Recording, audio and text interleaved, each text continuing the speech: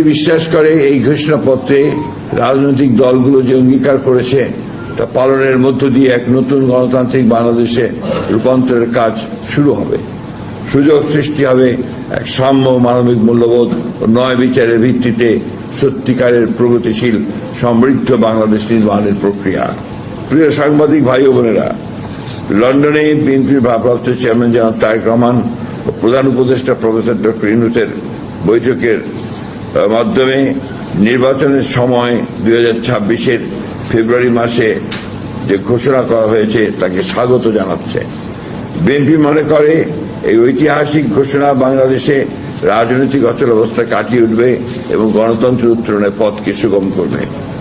BNP মনে করে এই নির্বাচন সুষ্ঠু, অবাধ, নিরপেক্ষ ও সকলের কাছে গ্রহণযোগ্য করার জন্য সরকার ও নির্বাচন কমিশন সকল ব্যবস্থা গ্রহণ করবেন। বিএনপি এই নির্বাচনকে সফল করে গণতন্ত্রকে প্রাতিষ্ঠানিক রূপ দেওয়া এবং একটি কার্যকরী জাতীয় সংসদ গঠনের জন্য সকল রাজনৈতিক দল ও জনগণের প্রতি উদাত্ত আহ্বান জানাচ্ছে।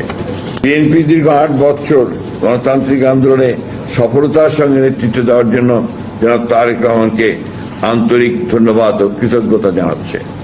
বিএনপি 1 বছরে অনেক প্রতিকূলতা সত্ত্বেও গণতন্ত্রের পথকে সুগম করার উদ্যোগের ও প্রয়োজনীয় ব্যবস্থা গ্রহণের জন্য অন্তর্বর্তী সরকারের প্রধান প্রফেসর ডক্টর ইউনূস, উপদেষ্টা মণ্ডলীর সদস্য এবং সংশ্লিষ্ট সকলকে যারা এই প্রক্রিয়ার সঙ্গে সম্পৃক্ত তাদের আন্তরিক ধন্যবাদ জানাচ্ছে এবং প্রত্যাশা করছে অতি দ্রুত রাষ্ট্র কাঠামো সংস্কারের বাকি কাজগুলো সম্পূর্ণ